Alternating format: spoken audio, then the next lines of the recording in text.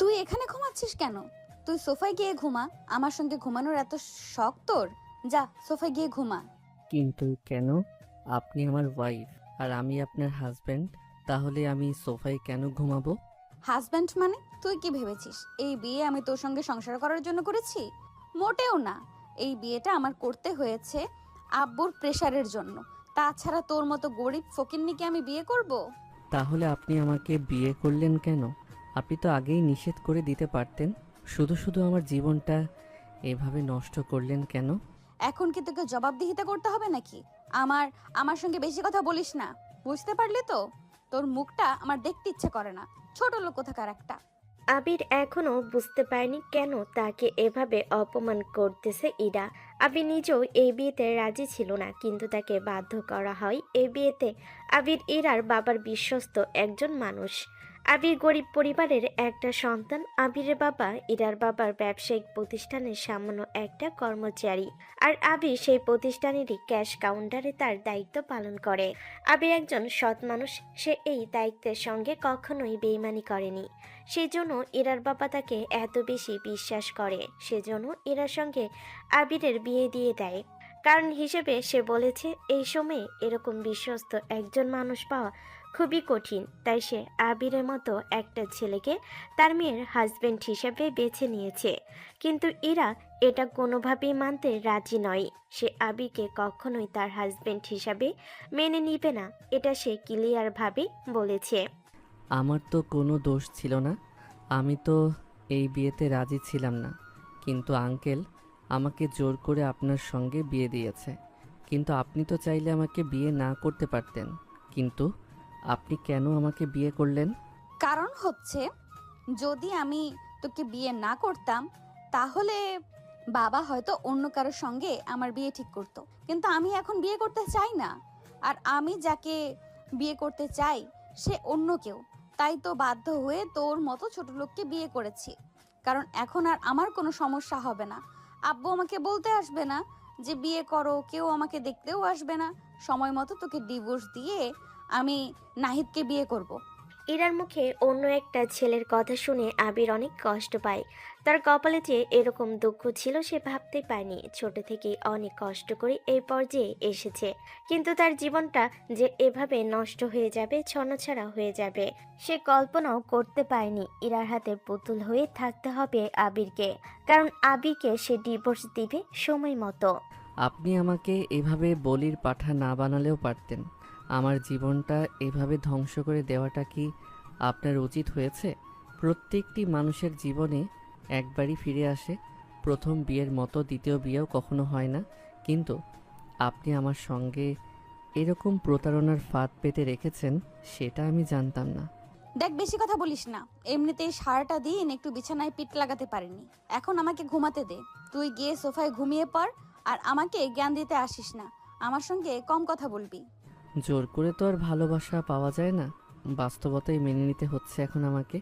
তবে আমাকে যে কষ্ট আপনি দিলেন, এর থেকে দ্বিগুণ কষ্ট আপনি ফেরত পাবেন। উপরে তো একজন আছে, তিনি সবই দেখতেছেন। 2 টাকার ছোট লোকের কথার ওজন কত? আমাকে নাকি কষ্ট পেতে হবে? তোর এই আশা কখনো পূরণ হবে না। চুপ করে থাকতো।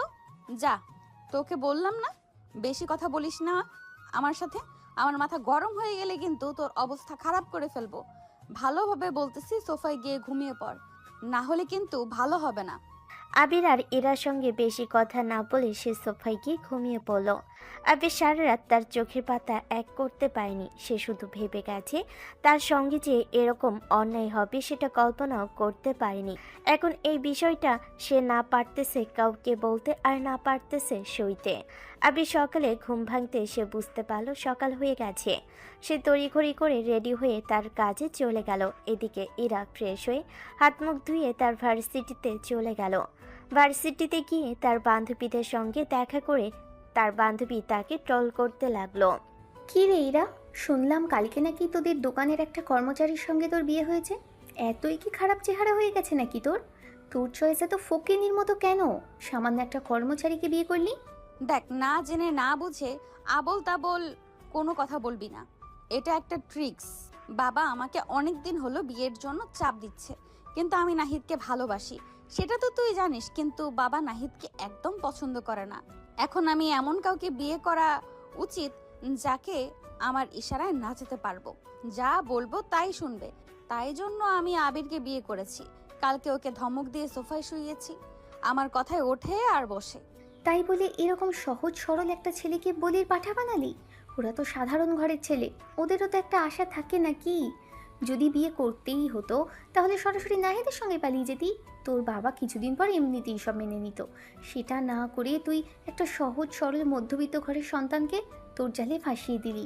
অভিশাপ লাগবে রে বান্ধবী, গরিবের অভিশাপ কিন্তু বিফলে যায় না। তুই শুরু করে দিলে সেই অভিশাপের কথা। এগুলো শুনতে আর ভালো লাগছে না। চল তো, এখন বিরক্ত লাগছে। আর নাহিদ কোথায়? এখনো আসেনি নাকি ক্যাম্পাসে? 2 দিন হলো ওর সঙ্গে কথা হয় না। আমার একটু প্রেশারের মধ্যে ছিলাম তো, তাই ফোনটা বন্ধ করে রেখেছিলাম। কই, নাহিদকে তো আমি দেখিনি, হয়তো এখনো ক্যাম্পাসেই আসেনি। তুই চিন্তা করিস না, তুই এসছিস আর নাহিদ না এসে পারে নাকি? দেখবি কিছুক্ষণের মধ্যেই গন্ধ শুকতে শুকতে চলে আসবে। এটাই তো ভালোবাসা।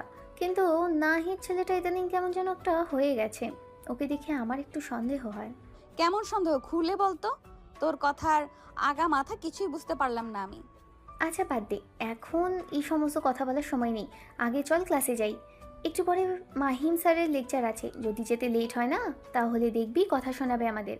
ইরা আর নিশা বেশি দেরি না করে সরাসরি ক্লাসরুমে গিয়ে বসে পড়ল। কিছুক্ষণ পরে মাইম স্যার এসে উপস্থিত হয়।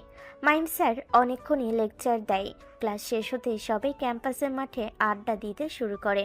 হঠাৎ নাহিদ এসে হাজির। নাহিদ পিছন থেকে ইরার চুল টেনে ধরে। ইরা ব্যথা পেয়ে পিছন ঘুরেই দেখে নাহিদ। এরকম ফাজলামো কিন্তু পছন্দ হয় না। তুমি জানো, চুল ধরলে আমার বিরক্ত লাগে। তারপরেও কেন বারবার একই কাজ করো? তুমি তো জানো এটা আমার অভ্যাস, এটা আমি কখনো ছাড়তে পারবো না। এখন আমার জন্য একটু ব্যথা যদি সহ্য করতে নাই পারো, তাহলে কিসের ভালোবাসা? তাই বলে তুমি আমাকে কষ্ট দিবে? আমাকে কষ্ট দিয়ে তুমি কি মজা পাও? নাকি ভালোবাসার মানুষকে তো সবাই আগলে রাখে, আর তুমি আমাকে কষ্ট দিতে চাও, আবার সেই কষ্ট দিয়ে তুমি মজা পাও? আচ্ছা এগুলো বাদ দাও তো। কিন্তু আমি তোমাকে যে সেদিন একটা কথা বলেছিলাম সেটার ব্যাপারে আমাকে তো আর বললে না কিছু। কিছু ভেবেছো কি সেই ব্যাপারে? এখানে অনেকেই আছে, এখন এই কথা না বলাই ভালো। পার্সোনাল বিষয়ে সব জায়গায় বলা যায় নাকি? তুমি কি বোকা নাকি? আচ্ছা ঠিক আছে, বুঝতে পেরেছি। তাহলে ফ্রি হয়ে আমাকে কল দিও, আমার একটু কাজ আছে। আমার কিছু ফ্রেন্ড আছে, ওদেরকে ফটো তুলে দিতে হবে। ওরা আমার জন্য অপেক্ষা করছে। আমার হাতে সময় নেই এখন। ওগুলো কি আমার ছেলে ফ্রেন্ড নাকি মেয়ে ফ্রেন্ড? সেটা উল্লেখ করলে না তো। ইরার কথা শুনে নাহিদ কেমন যেন এলোমেলো হয়ে গেল। সে বুঝতে পারতেছিল না ইরাকে এখন কি জবাব দিবে। এর মধ্যেই ইরার বান্ধবী নিশা বলে ওঠে। দোস্ত, তুই এটা কেমন কথা বললি? নাহিদের কোনো ছেলে ফ্রেন্ড নেই, যা আছে সব মেয়ে ফ্রেন্ড। ও তো ছেলেদের সঙ্গে বেশি একটা মেশে না। তুই সব জেনেও বারবার কেন একই কথা বলিস? তুই চুপ থাকতো। আচ্ছা নাহিদ, তুমি জানো তো, তোমার মেয়ে ফ্রেন্ড থাকুক এটা আমার পছন্দ না। তারপরও কেন এই কাজ করো? কি ব্যাপার, তুমি কি সে মানধাত্তার আমলে পড়ে আছো নাকি? এখন ডিজিটাল হও, মেয়ে ফ্রেন্ড থাকা অস্বাভাবিক কিছুই নয়। তুমিও ছেলে ফ্রেন্ড বানাও, তাতে আমার কোনো আপত্তি থাকবে না। আমার ব্যক্তিগত বিষয়ে তুমি নাক না গলালেই আমি বরং বেশি খুশি হব। নাহিদ কথাটা বলে সঙ্গে সঙ্গে সেখান থেকে চলে গেল। ইরা নাহিদের কথা শুনে মন খারাপ করে বসেছিল। তখনই তার বান্ধবী নিশা বলে। একটা জিনিস বুঝতে পারছি না, তুই সব কিছু জেনে শুনে কেন যে নাহিদের সঙ্গে এখনো রিলেশন কন্টিনিউ করছিস আমি বুঝতে পারছি না। তুই তার থেকে ভালো ছেলে ডিজার্ভ করিস, ও তো তোর যোগ্যই না। তুই তো জানিসই নাহিদকে আমি কত ভালোবাসি, কিন্তু আমার ভালোবাসার প্রতিদান ও শুধু কষ্টই দিয়েছে। তারপরও আমি ওকে বারবার ক্ষমা করে দিয়েছি, কিন্তু এখন মনে হচ্ছে নাহিদ একটু বেশি বেশি করতেছে। তোর সঙ্গে আমার একা একা এইভাবে কথা বলতে হবে। ও আসলে কি চায় সেটা ক্লিয়ার ভাবে জানতে হবে আমার। সবই তো আমি জানি, কিন্তু তারপরও তোর নাহিদের বিষয়টা নিয়ে আরেকটু ভাবা উচিত। ওর হাবভাব কিন্তু আমার একটুও ভালো লাগে না। সবসময় শুধু মেয়েদের ভিডিওকে দেখা যায়। এখন তোর জীবন, তুই কার সঙ্গে কাটাবি সেটা তোর ব্যক্তিগত বিষয়। তারপরও বান্ধবী হিসেবে আমি বলবো তুই নাহিদের বিষয়টা নিয়ে আরেকটু ভালোভাবে দেখ। নিশার কথা শুনে এরা বুঝতে পারে তার আসলে নাহিদের বিষয়টা নিয়ে আরেকটু সিরিয়াস হওয়া উচিত। কারণ নাহিদ তাকে সময় না দিয়ে বেশিরভাগ সময় অন্য মেয়েদের সঙ্গে কাটায়। এটা ইরাকে অনেক কষ্ট দেয়। তারপরও ভালোবাসার জন্য সে নাহিদকে সব সময় ক্ষমা করে দেয়। কিন্তু ইরার এবার একটু ব্যতিক্রম, সে এবার আরও সিরিয়াস হতে চায়। বান্ধবী, এবার আর কোনো কাহিনী করব না। এবার আমি নাহিদকে নিয়ে আরো বেশি সিরিয়াস হব। আমি চাই না ওর জন্য আমার জীবনটা নষ্ট হয়ে যাক। আমি এমনিতেই অনেক বেশি ঝামেলার মধ্যে দিয়ে যাচ্ছি, এর মধ্যে নতুন কোনো প্রবলেম তৈরি করতে চাই না। ও যদি আমাকে ওর লাইফ পারফেক্ট মনে না করে, তাহলে ওর লাইফে আমার যাওয়ার কোনো ইচ্ছে নেই। সেটা আমি একটু একটু করে বুঝতে পারতেছি, আমার মূল্য ওর কাছে কতটুকু। তুই যদি বুঝতে পারিস সেটাই ভালো হবে। আমি বলে বলে হাঁপিয়ে গেছি, কিন্তু আজকে যে তুই একটু হলেও বুঝতে পেরেছিস এটার জন্য তোকে থ্যাঙ্কস দোস্ত। কিন্তু এখন তুই একটু বুঝে শুনে পা ফেল। নাহিদ কিন্তু তোর জন্য একদমই পারফেক্ট না। ইরা নিশার কথাগুলো মন দিয়ে শুনতেছিল। নিশার সব কথাতেই সে মাথা নাড়িয়ে সম্মতি দিচ্ছিল। নিশা আজকে বুঝতে পারে এরা আসলে নাহিদ বিষয়টা নিয়ে এখন ভাবতেছে। তারা দুজন এভাবে কথা বলতে বলতে দুজন বাসার দিকে চলে গেল। এরা বাসায় গিয়ে দেখে আবির রুমের মধ্যে বসে আছে মন খারাপ করে। কি ব্যাপার, তুই আজকে কাজে যাসনি নাকি? আর তুই আমার রুমে কি করতেছিস? রুম থেকে বের হ, আমি এখন জামা কাপড় চেঞ্জ করব। দেখুন, আমি যদি এই রুমে না থেকে অন্য কোনো রুমে থাকি তাহলে সবাই ভাববে আপনার আমার মধ্যে সম্পর্ক স্বাভাবিক নয়। তাই জন্য বাধ্য হয়ে আমি আপনার রুমে বসে আছি। ও আচ্ছা, তুই এখন এখান থেকে যা। আলগা পিরিত দেখতে আসছিস? তোর মতো আমি সবই বুঝি। রুম থেকে বের হ, আমি জামা কাপড় চেঞ্জ করব। এখন নাকি তোর সামনে জামা কাপড় চেঞ্জ করব? আর তুই সব কিছু দেখবি? খুব ইচ্ছে নাকি? কি বলতেছেন এগুলো? এসব আমার চিন্তা নেই, আর আমি ওই রকম ছেলেই নই। আপনি আমাকে ভুল ভাবছেন। আর আপনি একটা কাজ করলে তো পারেন, ওয়াশরুমে গিয়ে চেঞ্জ করে আসেন। আমি বাইরে গিয়ে কোথায় বসে থাকবো বলেন? যে রুমে আমি থাকতাম সেই রুমে এখন কাজের মানুষ থাকে, তাহলে আমি কোথায় যাব? তুই জাহান্নামে যা, আমার কিছু যায় আসে না। তুই এখন আমার রুম থেকে বের হ। আমার মাথা কিন্তু গরম হয়ে যাচ্ছে। আর তোকে একটা কথা বলি, তুই এত কথা বলিস কেন? যেটা বলেছি সেটা কর। এরার কথা শুনে আবির মন খারাপ করে রুম থেকে বের হয়ে গেল। সে এখন কোথায় গিয়ে একটু আশ্রয় নিবে সেটা বুঝতে পারতেছে না। তখন ছিল দুপুর টাইম, প্রায় সবাই যার যার ঘরে ঘুমাচ্ছিল। তাই সে রান্নাঘরে গিয়ে বসে আছে। কিছুক্ষণ পর সেখান থেকে এরা যায়। তার হাতে ছিল আপেল। সে রান্নাঘরে গেছে আপেল কাটতে। সেখানে গিয়ে আবিরকে দেখে চমকে ওঠে। কি ব্যাপার, তুই এখানে ভূতের মতো বসে আছিস কেন? আর কোথাও যাওয়ার জায়গা পেলি না? রান্নাঘরে বসে থাকতে হবে? দেখুন, আমি আর কোথাও যাইনি, সবাই এখন ঘুমাচ্ছে, তাই আমি রান্নাঘরে এসে চুপচাপ বসে আছি। এখানেও যদি আপনার সমস্যা হয় তাহলে আমি কোথায় যাব বলেন? আপনি যেখানে বলবেন আমি সেখানে চলে যাব। এরা একটু নমনীয় হয়। সে বুঝতে পারে আবির কষ্ট পেয়েছে তার কথায়। তাই আর আবিরকে সে কিছু না বলে তাই নেহা আবিরকে আর কিছু না বলে আপেল কাটতে শুরু করে। আপেল কাটতে কাটতে হঠাৎ তার আঙ্গুল কেটে যায়। সে চিৎকার দিয়ে ওঠে। সঙ্গে সঙ্গে আবির দাঁড়িয়ে দৌড় দিয়ে গিয়ে ইরার কাটা আঙ্গুল নিয়ে তার মুখের মধ্যে নিয়ে রক্তগুলো মুছে ফেলে। ইরা তাকিয়ে তাকিয়ে শুধু দেখতেছিল। আবির দৌড় দিয়ে গিয়ে ব্যান্ডেজ খুঁজে পায় না, তাই সে আপাতত একটা সাদা কাপড় দিয়ে তার হাতটা শক্ত করে বেঁধে দেয়, যাতে আর রক্ত বের না হয়। এখন আপনার রক্ত পড়া অনেক কমে যাবে। এখন আপনি একটা কাজ করুন, রুমে গিয়ে রেস্ট নিন। আমি আপনার জন্য আপেল কেটে নিয়ে আসতেছি। এরা বলার মতো আর কোনো ভাষা খুঁজে পাচ্ছিল না, তাই সে মাথা নেড়ে রুমের দিকে চলে যায়। আর এদিকে আবির আপেল মালটা কেটে নিয়ে ইরার কাছে যায়। এরা আর আবিরকে কোনো কিছু না বলে খাওয়া শুরু করে। আবিরকে খেতে বলে সে না করে। কি ব্যাপার, নিচ্ছিস না কেন? নে, তুই নিয়ে আসলি আর তুই একটু খাবি না? না না, আপনি খান, আমার খাওয়ার কোনো ইচ্ছা নেই। আর আমি হচ্ছি ছোট লোক, আপনার মতো বড় লোকের সঙ্গে কি আমার এক প্লেটে খাওয়া মানায়? ইরা আবিরের কথা শুনে বুঝতে পারে তার কথায় আবির অনেক কষ্ট পেয়েছে। ইরা তাকে আর কোনো কিছু না বলে খাওয়া দাওয়া শেষ করে সে একটু শুয়ে থেকে রেস্ট নিচ্ছিল। কিছুক্ষণ পরে তার মনে হলো তার একটু মার্কেটে যাওয়া দরকার কিছু কেনাকাটার জন্য। কিন্তু সে তার চাচাতো বোনকে খুঁজতে শুরু করে। সে জানতে পারে তার চাচাতো বোন এখনও কলেজ থেকে আসেনি, তাই সে বাধ্য হয়ে একাই যেতে লাগলো। কিন্তু রেডি হয়ে বাইরে বের হয়ে দেখে আবির একা একা গার্ডেনে বসে আছে। কি ব্যাপার আবির, তুই এখানে কি করতেছিস? রুমের মধ্যে গিয়ে বসে থাকলে তো পারিস। না, আপনি রুমের মধ্যে শুয়ে আছেন, সেখানে আমি কি করে বসে থাকি বলুন? পরে আবার আপনি মাইন্ড করতে পারেন, সেজন্য বের হয়ে আসছি। আচ্ছা, এখন তো আমি রুমে নাই, এখন একটু শুয়ে থেকে রেস্ট নে, এক্ষুনি চলে যা। ইরার কথা শুনে আবির সঙ্গে সঙ্গে সেখান থেকে উঠে বাড়ির মধ্যে প্রবেশ করতেছিল। এর মধ্যে ইরার আম্মু তাকে থামিয়ে দেয়। কি ব্যাপার, ইরা কোথাও যাচ্ছে? বলো তো, তুমিও সঙ্গে যাচ্ছ না কেন? একা একা মেয়ে মানুষ মার্কেটে যাচ্ছে?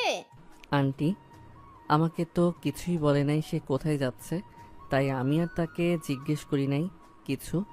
আমাকে যদি সঙ্গে নিত তাহলে এমনিতেই বলতো, যেহেতু বলে নাই তাই আমার যাওয়াটা ঠিক হবে না। ইরা, এদিকে আয় তো, তোর সঙ্গে আমার কিছু কথা আছে। কি হয়েছে আম্মু, বলো। কিছু আনতে হবে নাকি? আমার দেরি হয়ে যাচ্ছে, তাড়াতাড়ি বলো। আমার জন্য কিছু আনতে হবে না, কিন্তু তুই যাচ্ছিসটা কোথায়? আবিরকে সঙ্গে নিয়ে গেলেই তো পারিস, ও তো শুধু শুধু বাসায় বসে আছে। না আম্মু, আমি একাই যেতে পারবো, সমস্যা নেই। মারি এখনো কলেজ থেকে আসেনি, সেজন্য আমি একাই যাচ্ছি। আমাকে বেশি কথা বলতে বাধ্য করিস না, তোকে বলেছি আবিরকে সঙ্গে নিয়ে যেতে, যেতে হবে, আর কোনো কথা বলা যাবে না।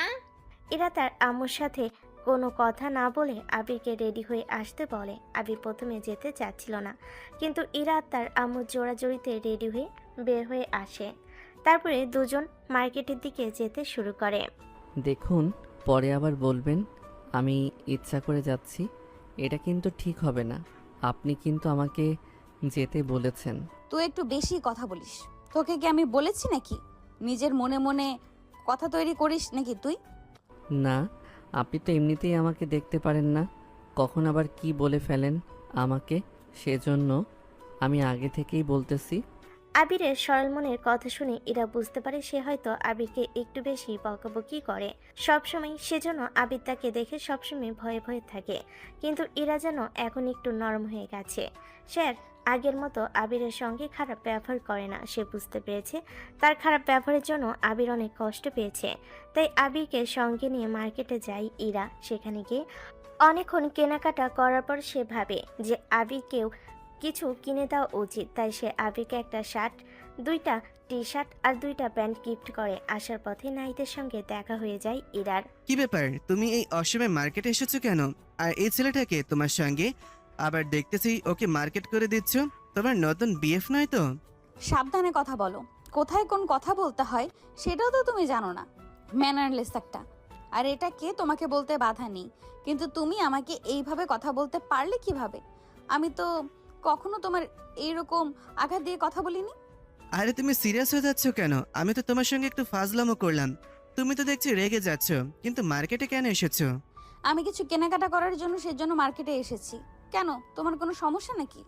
না, আমার কোনো সমস্যা নাই, কিন্তু আমাকে তো একটাবার বলতে পারতে।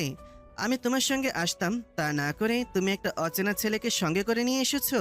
তুমি আবার দিবে আমাকে সময়? তোমার তো সারাদিন কেটে যায় অন্য মেয়েদের ছবি তুলে দিতে, তাহলে আমাকে সময় দিবে কিভাবে? আর তুমি যাকে অচেনা ছেলে বলতেছো, ও অচেনা না, ও আমাদের বাসায় থাকে। আমার বাবার ব্যবসায় ওর অনেক বেশি অবদান আছে। আজকেও ও কাজে যায় নাই, সেই জন্য ওকে নিয়ে এসেছি। আর তোমার সঙ্গে এখন কথা বলার সময় নেই, রাত হয়ে গেছে, লেট হলে আম্মু বকা দিবে। আমাকে তাড়াতাড়ি যেতে হবে, সরো। এরা নাহিদকে বাই বলে দ্রুত সেখান থেকে চলে আসে। একটা রিক্সা নিয়ে সরাসরি তার বাসায় চলে আসে। বাসায় এসে দেখে হলরুমে সবাই বসে আছে। ইরা চাচাতো বোন জিজ্ঞেস করে, কি ব্যাপার আপু, কোথায় গেছিলে ভাইয়াকে নিয়ে? দেখছি অনেক মার্কেট করেছো, আমাকে তো কিছুই কিনে দিলে না এই পর্যন্ত। নতুন ভাইয়াকে পেয়ে দেখছি আমাকে ভুলেই গেছো। বেশি কথা বলিস না, পাকনা পাকনা কথা শিখে গেছিস না? মারবো একটা চর। তুই কলেজ থেকে আসতে আসতে দেরি করলি কেন? আজকে কোথায় গিয়েছিলি? গ্রুপ স্টাডি করলাম আপু, কালকে অনেক গুরুত্বপূর্ণ ক্লাস আছে তো, সেজন্য সবাই মিলে একটু স্টাডি করলাম। আমি না থেকে তো ভালোই হয়েছে, তুমি ভাইয়াকে নিয়ে যেতে পেরেছো সঙ্গে করে। প্রতিদিন তোর এত কি কেনাকাটা করা লাগে বুঝি না আমি। আচ্ছা যাই হোক, তোর মামা এসেছে, তোর মামার সঙ্গে আবিরের পরিচয় করিয়ে দে। আমার বয়ে গেছে, আমার এতক্ষণ হাঁটাহাঁটি করেছি, আমার ক্লান্ত লাগতেছে। তোমার ইচ্ছে থাকলে তুমি পরিচয় করিয়ে দাও, আমি রুমে গেলাম, ফ্রেশ হতে হবে আমার। একথা বলেই ইরা তার রুমে চলে যায়। তার আম্মু আবিরের সঙ্গে তার মামা মামি মামাতো ভাই সবাই সঙ্গে পরিচয় করিয়ে দেয়। তার মামা বলে, বাহ, দুলাভাইয়ের মুখে শুনেছিলাম তুমি নাকি অনেক লক্ষ্মী একটা ছেলে, আজকে বুঝতে পারলাম তুমি তো অনেক ভদ্র ছেলে। কত সুন্দরভাবে আমাদের সম্মান করলে। আজকালকার ছেলে তো এরকম সম্মান করতে জানে না, তুমি তো তার থেকে ভিন্ন দেখতেছি। না রে, আবির অনেক লক্ষ্মী একটা ছেলে, ও সব সময় কাজ করতে ভালোবাসে, ও কখনোই সময়কে অপচয় করে না, বাসায় থাকলে কখনোই রেস্ট করে না, এখানে ওখানে যেতেই থাকে। এই দেখ না, আজকে একটু বাসায় ছিল, কিসের কি রেস্ট নেবে, তা না করে এখান থেকে ওখানে যাইতেছে আসতেছে।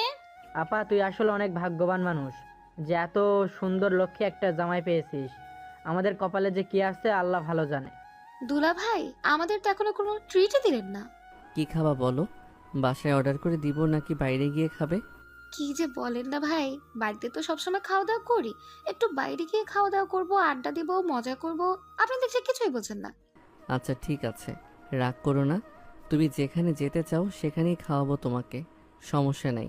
কিন্তু আজকে তো রাত হয়ে গেছে, তাহলে কালকে নিয়ে যাব নাকি? তাতে চলবে, সমস্যা নেই ভাই, আমাকে শুধু নিয়ে খাওয়ালেই হবে। কিন্তু আজকেই যে যাওয়া লাগবে এমন কোনো মানে নেই, আপনি কালকেই নিয়ে যান আমাদেরকে। আচ্ছা ঠিক আছে, সমস্যা নাই। কালকে যখন যেতে চাও তখনই নিয়ে যাব তোমাদেরকে। শুধু আমাকে আগে থেকে জানিয়ে রেখো, তাহলে হবে।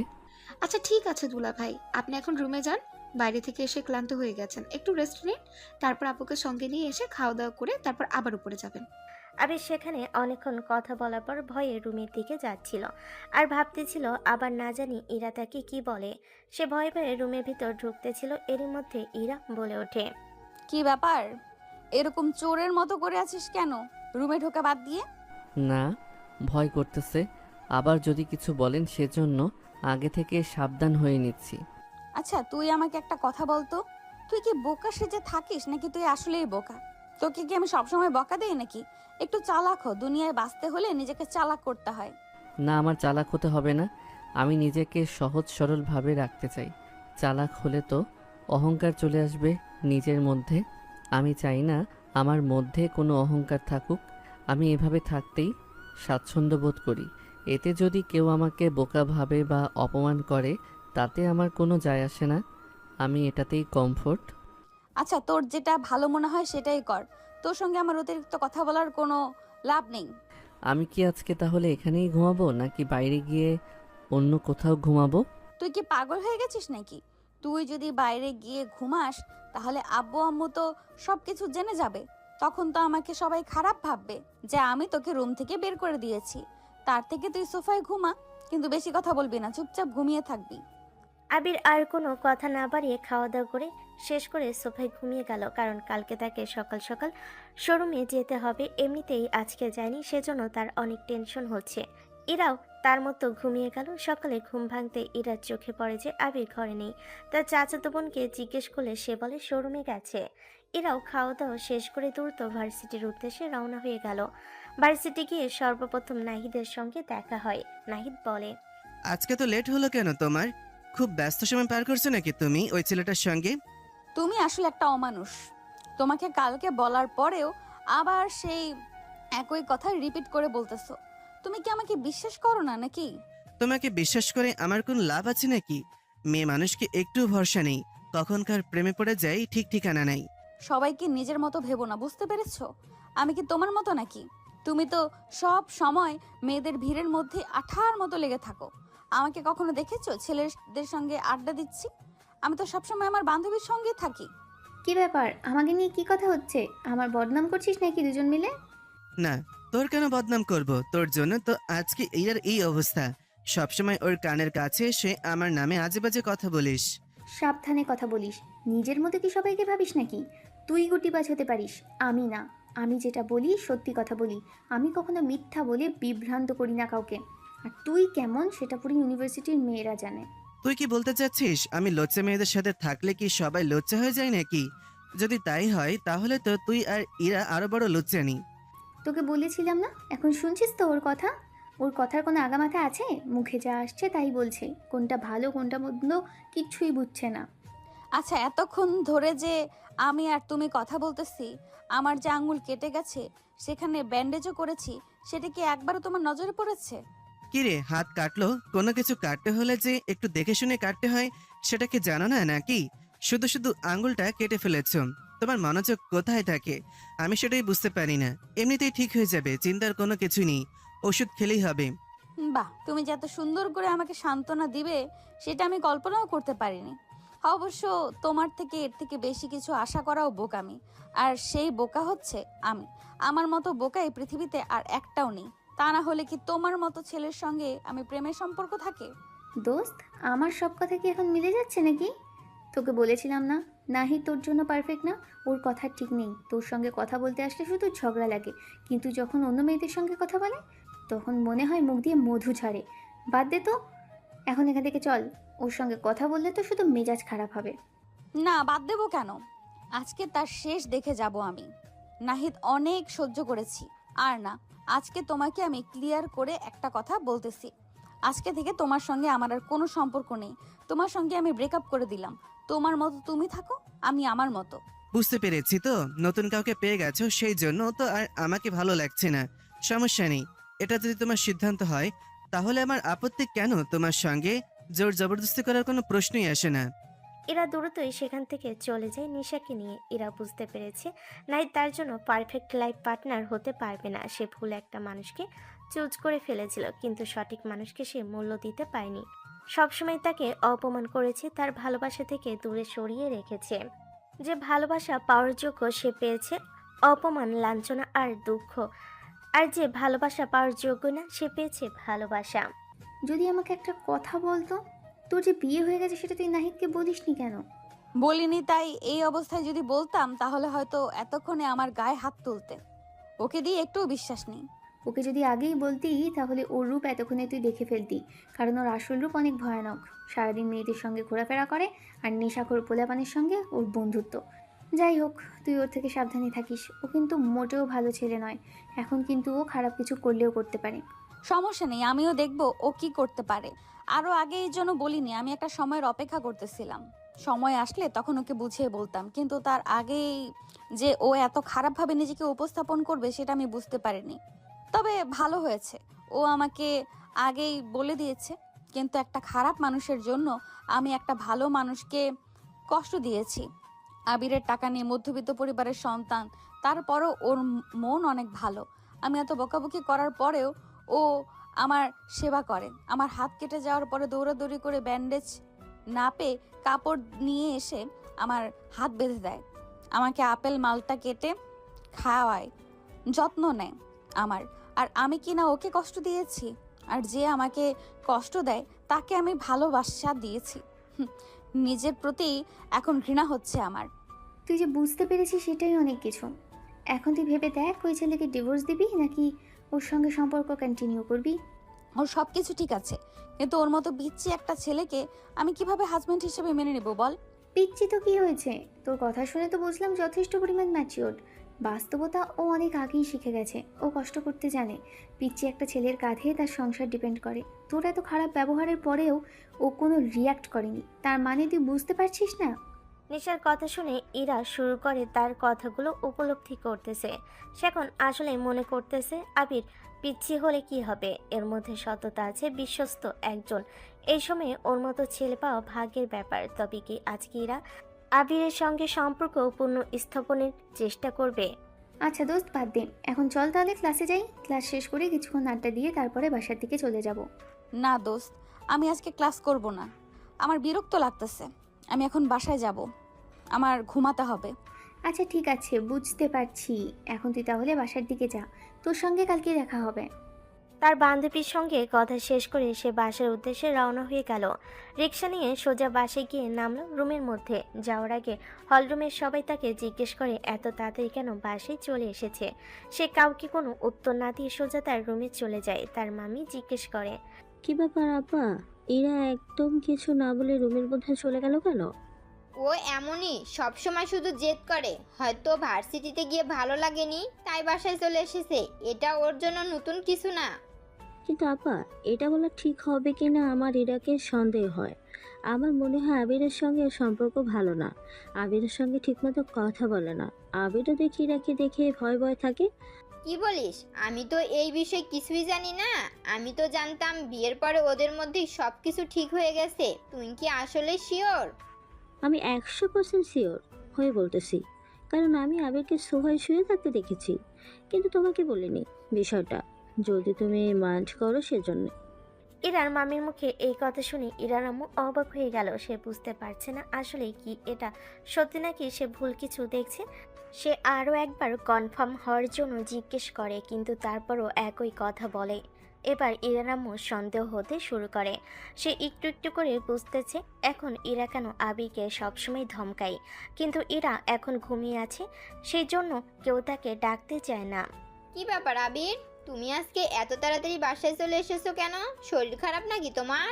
আন্টি, শরীর খারাপ না, আজকে একটু চাপ কম তো, তাই আঙ্কেল আমাকে চলে যেতে বলল বাড়িতে, তাই চলে এসেছি। আচ্ছা ঠিক আছে, এসব ভালো কথা, কিন্তু তোমাকে একটা কথা বলতে চাচ্ছিলাম, সত্যি সত্যি বলবে কিন্তু সব? হ্যাঁ বলুন, কি জিজ্ঞেস করতে চান? আমি কি আপনাকে মিথ্যা কথা বলতে পারি? যা বলবো সত্যি বলবো। তোমার আর ইরার সম্পর্ক আসলে কেমন? তোমরা কি আসলে হাজবেন্ড ওয়াইফের মতো থাকো, নাকি তোমাদের মধ্যে কোনো মনোমালিন্য আছে? আন্টি, হঠাৎ এরকম কথা বলতেছেন কেন?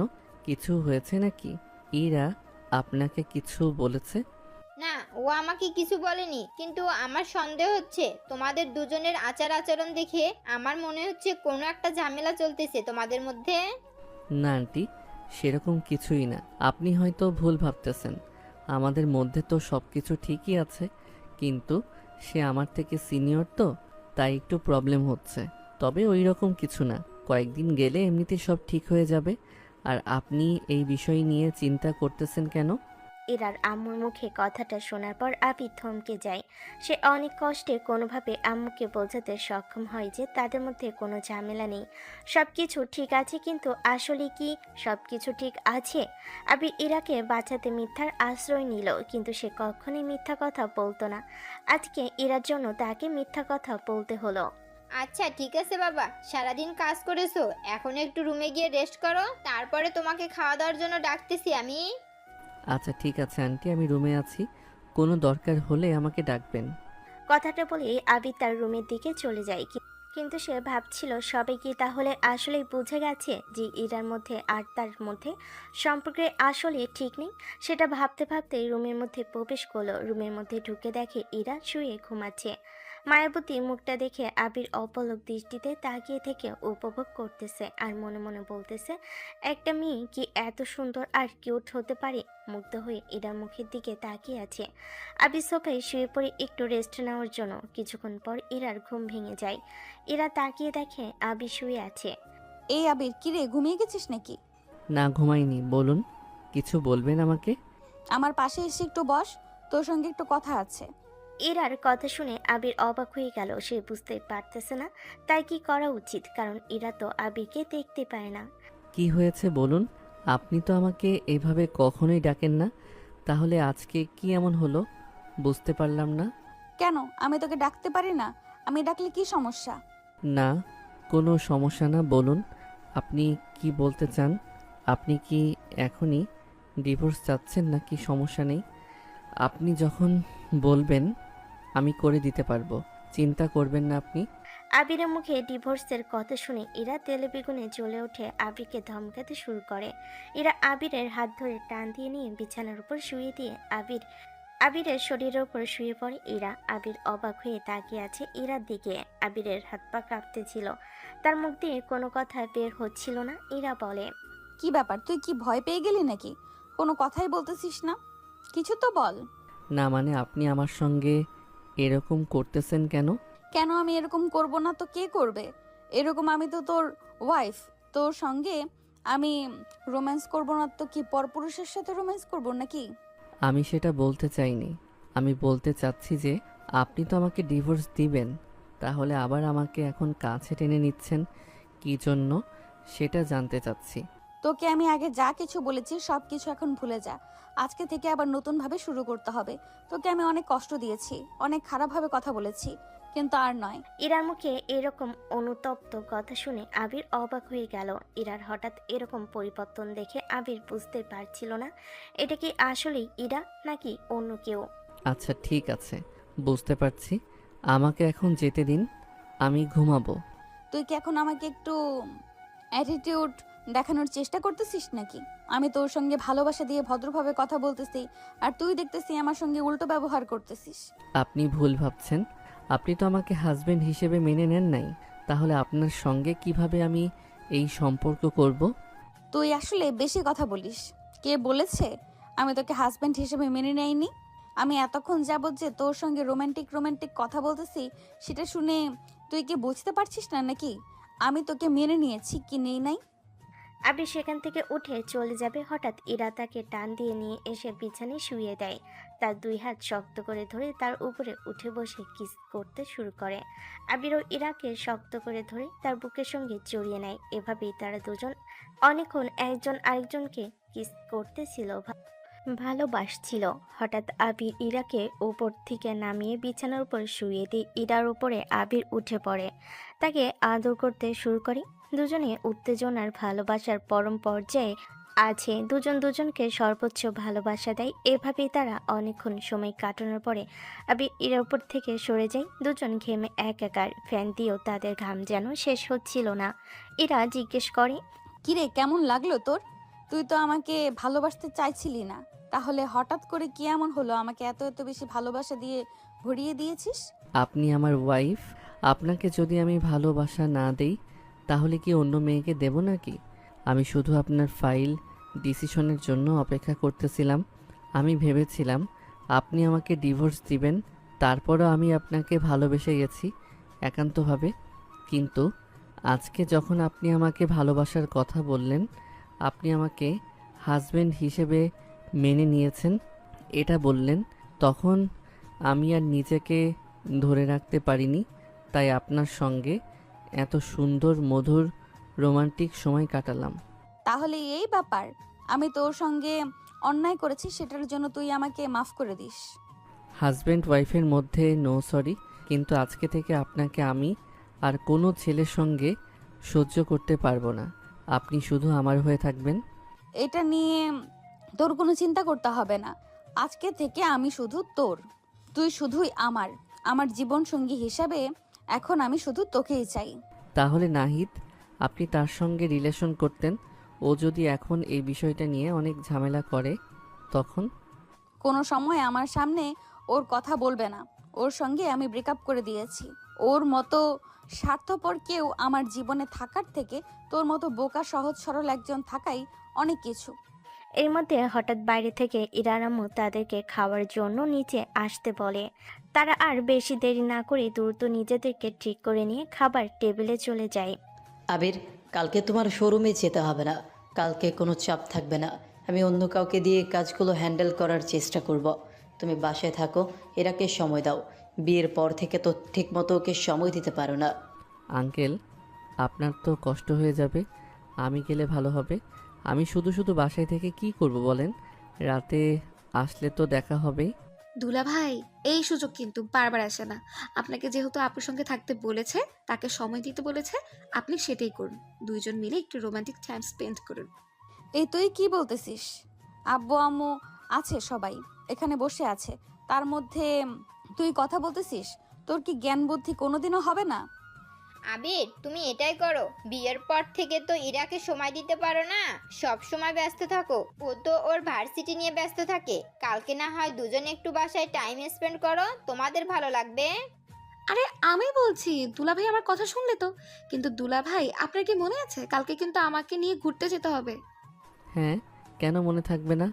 অবশ্যই মনে আছে। তোমাকে আমি কথা দিয়েছি, অবশ্যই নিয়ে যাব। ওকে নিয়ে যেতে হবে কেন? তোমরা দুজন ঘুরবা, ওকে সঙ্গে নিয়ে গেলে ও তোমাদের অনেক জ্বালাবে কিন্তু। হ্যাঁ আবির, তোমরা ঘুরতে যাচ্ছ যাও, সেখানে আবার মারিয়াকে নিয়ে যেতে হবে কেন? ও তো এমনিতেই পাক না, সব সময় বেশি কথা বলে। ওকে নিয়ে যেও না তোমরা সঙ্গে। চুপ করো তো তোমরা। খাওয়ার সময় কি শুরু করে দিয়েছো? এত ঘুরোঘুরি করতে হবে না। এখানে সেখানে ঘুরে কি করব? আমাদের দূরে কোথাও ঘুরতে যাওয়া উচিত। সব কিছু যদি তোদেরকে বলে দিতে হয়, তাহলে আর লজ্জা শরম বলে কিছু থাকে? ইরার কথা শুনে তার আব্বু আম্মু বুঝতে পারে যে সে কোন বিষয়ে কথা বলতেছে। সেখানকার সবাই বুঝে ফেলে ইরা হানিমুনের কথা বলতেছে। মারিয়া হাসতে শুরু করে। ইরা মারিয়াকে একটা চিমটি কাটে। মারিয়ার সঙ্গে সঙ্গে চুপ হয়ে যায়। ইতিমধ্যেই ইরার আম্মু বলে ওঠে, ইরা, আমি বুঝতে পারছি তুই কিসের কথা বলতেছিস। আচ্ছা ঠিক আছে, আমি তোর আব্বুর সঙ্গে এই বিষয়ে কথা বলবো আর চেষ্টা করব দ্রুত তোমাদেরকে দূরে কোথাও ঘোরার প্ল্যান করার জন্য। কিন্তু তোরা দেখ, তোরা কোথায় ঘুরতে যাবি, লোকেশন চয়েস কর, তোর আব্বু কিচ্ছু বলবে না, সমস্যা নেই। এই দেখো, বলতে না বলতে এটার অনুমতিও তোমরা পেয়ে গেলে। আপু, আমার জন্য কিন্তু পেয়েছো। আমি যদি তখন উচ্চ স্বরে না আসতাম তাহলে কিন্তু তারা বুঝতো না যে আসল বিষয়টা কি। আমাকে কিন্তু খাওয়াতে হবে আর নতুন কিছু কাপড় দিতে হবে। এই পাকনা, তুই কি একটু চুপ থাকতে পারিস না নাকি? সব সময় শুধু কথাই বলিস, বড়দের মধ্যে কথা বলতে হয় না। আর আমি জানি তোকে বললেও তো শুনবি না। চাচু, তুমি যখন আমি তোমাদের কথা শুনবো না তাহলে কেন বারবার এই একই কথা বলো? হ্যাঁ, দুলা ভাইয়ের সামনে আমার ইজ্জতটাই দিলে শেষ করে। খাবার টেবিলে তখন অনেক হাসাহাসি হচ্ছিল। অনেকদিন পর যেন খাবার টেবিলে আনন্দ ফিরে এসেছিল। আগের মতো সবাই বুঝতে পারে ইরা অনেক পরিবর্তন হয়ে গেছে। সে আর আগের মতো নেই। সবাই খাওয়া দাওয়া শেষ করে যার যার মতো রুমে চলে গেল। ইরা আর আবিরও খাওয়া দাওয়া শেষ করে তাদের রুমে চলে গেল। তারা দুজনে অনেক ক্লান্ত, তাই বেশি দেরি না করে দুজনে একে অপরকে জড়িয়ে ধরে ঘুমিয়ে পড়ে। ভোরের আলো ফুটতেই ইরার ঘুম ভেঙে যায়। সে ঘুম থেকে উঠে ফ্রেশ হয়ে চলে যায় রান্নাঘরে, গিয়ে আবিরের জন্য চা নাস্তা রেডি করতেছিল। এটা আবার তার আম্মু দেখে ফেলে। পুরো বাড়ির সবাই যেন শকড হয়ে যায়। আমার তো নিজের চোখেই বিশ্বাস হচ্ছে না যে ইরা এসে চা তৈরি করতেছে। তোমরা কি বলতে চাচ্ছ? আমি কি কখনো চা তৈরি করিনি নাকি? আজকে মনে হলো আবিরের জন্য একটু চা তৈরি করি, তাই রান্নাঘরে এসেছি। আর তোমরা আমাকে নিয়ে হাসাহাসি করতেছো। না না, হাসাহাসি করবো কেন? তুই বানা, আমি একটু পর রান্নাঘরে আসতেছি।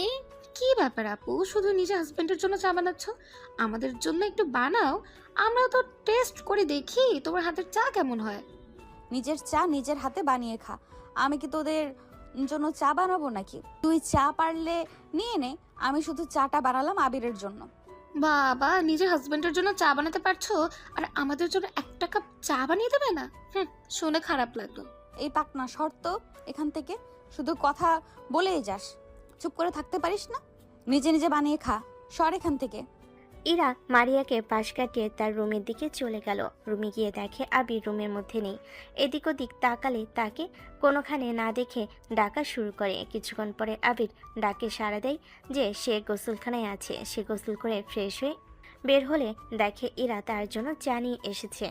এটা দেখে সে মুচকি মুচকি হাসতে লাগে। তখন ইরা জিজ্ঞেস করে, কি ব্যাপার, তুই হাসাহাসি করতেছিস কেন? আমি কি এমন করলাম? না, অবাক হচ্ছি যে আপনি আমার জন্য নিজের হাতে চা করে নিয়ে এসেছেন। এটা আমার বিশ্বাস হচ্ছে না যে মেয়ে কখনো নিজের হাতে তার জন্য চা বানায় না, সেই মেয়ে আমার জন্য বানিয়ে নিয়ে এসেছে। এটার জন্যই হাসি পাচ্ছে। দেখ, আমাকে কিন্তু ইনসাল্ট করবি না। আমি কিন্তু অনেক শখ করে তোর জন্য চা বানিয়ে নিয়ে এসেছি, কিন্তু তুই আমাকে নিয়ে হাসাহাসি করতেছিস কেন? ওরে আমার সোনা জান পাখি, তুমি রাগ করতেছো কেন? আমি তো তোমার সঙ্গে একটু ফাইজলামো করতেছি, এর জন্য কেউ রাগ করে? পাগলি একটা। আবির হাসি মুখে ইরার হাতের চায়ে চুমুক দিতেই বোঝা যায় যাতে চিনির বদলে লবণ দিয়েছে ইরা, কিন্তু সে বিষয়টা ইরাকে বুঝতে দেয় না। আবির অনেক স্বাদের সঙ্গে চা খাচ্ছিল। চা খাওয়া শেষ করে সে আয়নার সামনে দাঁড়িয়ে নিজেকে ঠিকঠাক করে দিচ্ছিল। এর মধ্যে ইরা একটু চা বাকি ছিল, সেটা চুমুক দেয়। তখন বুঝতে পারে তাতে শুধু লবণ হয়েছে, কিন্তু আবির এটা অনেক সুন্দর মতো খেয়েছে, যেন তাতে লবণ নয় চিনি হয়েছিল। আসলে ইরাকে সে কষ্ট দিতে চায়নি, কারণ প্রথম প্রথম চা বানিয়েছে, একটু ভুল হয়েছে, সেটা মানিয়ে নেওয়ার চেষ্টা করেছে আবির। কি ব্যাপার, চায়ে তো অনেক লবণ হয়েছে, কিন্তু তুই আমাকে কোনো কিছুই বললি না, শুধু খেয়েই গেলি। লবণ হয়েছে তো কি হয়েছে? প্রথম প্রথম চা বানাতে গেছেন, একটু তো মিস্টেক হতে পারে, এটা কোনো সমস্যা না। এরপরে সব ঠিক হয়ে যাবে। তাই বলে তুই এরকম তেতো একটা চা মনের আনন্দ নিয়ে খেয়ে ফেললি? একটু কিছু বললি না? বেশ অবাক লাগছে আমার। তুই এত ভালোবাসিস আমাকে যে একটু কষ্ট পাবো দেখে সব তুই লুকিয়ে গেছিস। আচ্ছা, আপনি এখন এগুলো কথা বাদ দিন। আজকে কোথায় ঘুরতে যাবেন সেটা বলুন। আজকে কোথায় যাব সেটাই তো বুঝতে পারতেছি না। একটু ভেবে দেখতে হবে। আশেপাশে কোথায় ভালো একটা রেস্টুরেন্টে গিয়ে বসবো, তুই আর আমি ভালো সময় কাটাবো। আচ্ছা, একটা কথা বলি, এখন কি আমরা তুই বা আপনি না বলে সরাসরি তুমিতে নেমে আসতে পারি না? নাকি আপনার কোনো প্রবলেম আছে? যদি আপনার কোনো সমস্যা থাকে তাহলে এভাবেই ঠিকঠাক। তুই একদম আমার মনের কথাই বলেছিস। আমিও মনে মনে এটাই চাইতাম, কিন্তু তোকে বলতে পারিনি। আজকে থেকে আমরা তুমিই বলবো। আবির ইরার কথা শুনে সঙ্গে সঙ্গে তুমি করে সম্বোধন করতে শুরু করলো। এটা নিয়ে তাদের মধ্যে অনেক হাসাহাসি মজা শুরু হলো, কিন্তু হঠাৎ আবির ফোন বেজে ওঠে। আবিরকে একটু শোরুমে যেতে হবে, অনেক ইম্পর্ট্যান্ট একটা কাজ চলে এসেছে। কাজটা করতে 10 মিনিট মতো সময় লাগবে। সেজন্য ইরাকে পাশে রেখে এসে কাজটি করতে চলে যায়। ওখানে গিয়ে ইরার আব্বু বলে, তুমি চলে এসেছো? দেখো আমার না কিছুই মনে থাকে না, তোমাকে ফোন দিয়ে আসতে বারণ করব, আমার একটুও মনে ছিল না। আচ্ছা এসেছো, ভালো হয়েছে। এই টাকাটা নাও। না না আঙ্কেল, টাকা লাগবে না। আমার কাছে টাকা আছে, সমস্যা নেই, আমি চালিয়ে যেতে পারবো। আপনি একটা গুরুত্বপূর্ণ কাজের জন্য আমাকে ফোন করেছিলেন, তাহলে সেটা করেই যাই। সেই জন্যই তো বললাম তোমাকে ফোন করে আসতে বারণ করব। আমার একটুও মনে ছিল না। যে কাজের জন্য তোমাকে আসতে বলেছিলাম সেটা কমপ্লিট হয়ে গেছে। এখন তুমি বাসার দিকে চলে যাও, আর এই যে টাকাটা নিয়ে যাও। আবির টাকাটা নিতে চাচ্ছিল না, কিন্তু ইরার বাবার জোড়াজড়িতে সে টাকাটা নিতে বাধ্য হয়। সে টাকাটা নিয়ে বাসার দিকে যাবে, রিকশায় উঠতে যাবে, তখনই তাকিয়ে দেখে ইরা রিকশা করে কোথায় একটা যাচ্ছিল, সঙ্গে মারিয়াও ছিল। সে ইরাকে ডাকাটা কি করে সে শুনতে পায় না, তাই রিকশা নিয়ে ইরাকে ফলো করতে লাগলো। ইরা একটা জায়গায় গিয়ে রিকশা থেকে নেমে নাহিদের সঙ্গে দেখা হয়। ইরা নাহিদের সঙ্গে কথা বলতে শুরু করে। এটা দেখে আবির অনেক রেগে যায়। রিকশা থেকে নেমে ভাড়া দিয়ে সেদিকে যাচ্ছিল। এর মধ্যে ইরার হাত ধরে জোরপূর্বক টেনে নিয়ে ফাঁকা একটা জায়গার দিকে নিয়ে যাচ্ছিল নাহিদ। এটা দেখে আবিরের মাথায় রক্ত উঠে যায়। সে দৌড়ে গিয়ে দেখে সেখানে আরো 5-7 জন ছেলে উপস্থিত। আবির বলে ওঠে, কি ব্যাপার, তোমরা আমার ওয়াইফকে কোথায় নিয়ে যাচ্ছ? ছাড়ো বলতেছি, এটা কিন্তু ঠিক হচ্ছে না। আবির, তুমি কোথা থেকে আসলে? তুমি একটা কাজ করো, মারিয়াকে ওদের হাত থেকে ছাড়িয়ে নাও। এরা কিন্তু খারাপ ছেলে। এরা আমাকে মিথ্যা কথা বলে নাহিদ এখানে নিয়ে এসেছে। আমাকে বলেছে ওর নতুন গার্লফ্রেন্ডের সঙ্গে আমার পরিচয় করিয়ে দেবে, আর আমাদের মধ্যে সম্পর্ক বন্ধুত্বের মতো রাখবে। কিন্তু এখানে আসার পর ও আমার সঙ্গে জোর জবরদস্তি করতেছে, আমার ক্ষতি করতে চাচ্ছে। তুমি প্লিজ কিছু একটা করো। তুমি এখানে আসার আগে আমার সঙ্গে একটাবার কথা বলতে পারতে। আমাকে যদি বলতে তাহলে আমি তোমার সঙ্গে আসতাম। তুমি মারিয়াকে কেন সঙ্গে করে নিয়ে এসেছো? শুধু শুধু মেয়েটাকে বিপদে ফেলে দিয়েছো। সরি আবির, আমি বুঝতে পারিনি যে ওদের উদ্দেশ্য খারাপ ছিল। আমি তো সরল মনে এখানে চলে এসেছি, কিন্তু এখানে এসে দেখি এই অবস্থা। কিরে পুচকে, তুই কোথা থেকে আসলি? যা এখান থেকে যা, তা না হলে কিন্তু হাত পা ভেঙে একদম নদীতে ভাসিয়ে দেব। তোমরা আসলে কি চাও? হ্যাঁ, তোমরা আমার আপুর ক্ষতি করতে যাচ্ছ কেন? কি করেছে আমার আপু সেটা তো বলবে। তোমরা তোমরা তো অনেক খারাপ। আরে তুই তো এখনো খারাপের কিছুই দেখিসনি। তুই পিছে একটা মেয়ে হয়ে এত কথা বলিস কেন? চুপচাপ থাক, না হলে তোর অবস্থা তোর বোনের মতোই হবে। তোমরা বাজে ছেলে। আমার আব্বু যদি শুনতে পারে তাহলে কিন্তু তোমাদের একটাকেও ছাড়বে না, তোমাদের সবাইকে পুলিশে দেবে। এখনো ভালো করে বলছে আমার আপুকে ছেড়ে দাও।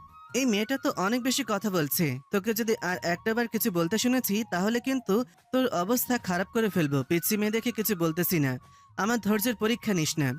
এ কথা বলে মারিয়াকে ধাক্কা দিয়ে কাদের মধ্যে ফেলে দিয়ে আবিরের মাথায় যেন জিন ভর করলো। সে আর কোনো কিছু না ভেবে নাহিদকে মারতে শুরু করে। নাহিদকে ঘুষি দিয়ে তার নাক ফাটিয়ে দেয়। তার সঙ্গে আরও যে 5-7 জন পোলাপান ছিল সবাই তাকে এসে ঘিরে ফেলে। আবির একাই সবার সঙ্গে ফাইট করতেছিল। এক পর্যায়ে আবিরকে পিছন থেকে নাহিদ হকি স্টিক দিয়ে বাড়ি মারে। আবির ঘুরে উঠে নাহিদের থেকে হকি স্টিকটি কেড়ে নিয়ে নাহিদকে মারতে শুরু করে। আবির একে একে সবাইকে সে লাঠিতে পিটিয়ে আহত করে এক পর্যায়ে সবাই দৌড় দিয়ে পালাতে পারে, কিন্তু নাহিদ অনেক বেশি আঘাতের ফলে সে সেখান থেকে দৌড় দিতে পারে না। আবির নাহিদকে আরও মারতে শুরু করে। যখন এরা বুঝতে পারে যে নাহিদ মারা যেতে পারে তখনই আবিরকে থামিয়ে দেয়। আবিরকে যখন এরা থামিয়ে দিচ্ছিল তখন আবির ইরাকে সজোরে চড় মেরে বসে। মারিয়া তো অবাক হয়ে তাকিয়ে আছে। মারিয়া বলল, কি ব্যাপার ভাইয়া, তুমি আপুকে কেন আঘাত করলে? আপুর তো এখানে কোনো দোষ নেই। ওরা আপুকে মিথ্যা কথা বলে এখানে নিয়ে এসেছে। তোমার আপু কি ছোট মানুষ নাকি? সে কি বুঝতে পারে না? আর ও এই ছেলেটাকে কি এখনো ভুলতে পারতেছে না নাকি? ও ফোন করলো আর তোমার আপুর সঙ্গে সঙ্গে চলে আসলো, আমাকে একটাবার বলার প্রয়োজন মনে করলো না। আবার আমি যখন ওকে মারতেছি ও এসে কেন থামিয়ে দিল আমাকে? ভাইয়া তুমি আসলে ভুল বুঝছো। ইরা আপুর এরকম কোনো ইন্টেনশনই ছিল না, তাকে ফাঁসানো হয়েছে। আর ওর যদি খারাপ কোনো উদ্দেশ্য থাকতো তাহলে তো আমাকে সঙ্গে করে নিয়ে আসতো না। ওর মনে ভয় ছিল সেজন্য আমাকে সঙ্গে করে নিয়ে এসেছে। আপনি তো এই ছেলেকে কখনো সহ্য করতেই পারবেন না, তাই আপনাকে ফোন করেনি আপু। আবিরের এইরকম রাগ দেখে ইরা অবাক হয়ে যায়। ইরা বুঝতে পারতেছিল না এটা কোন আবিকে দেখতেছে সে। আবি তো এরকম ছিল না, হঠাৎ তার কি হলো যে এতগুলো ছেলেদের সঙ্গে একাই মারামারি করে সবাইকে ভাগিয়ে দিল। ইরা কান্না করতে শুরু করলো। ইরার কান্না দেখে আবির একটু শান্ত হলো। আবির ইরাকে জিজ্ঞেস করলো, কি ব্যাপার, তুমি কান্না করতেছো কেন? আমি তোমাকে এমনি এমনি থাপ্পড় মারিনি। তুমি এই হারামজাদাটাকে মারতে বাধা দিচ্ছ কেন আমাকে? ওকে আমি আজকে মেরে ফেলবো। দেখো আবির, আমি চাই না যে তোমার কোনো ক্ষতি হোক। ও তো খারাপ ছেলে।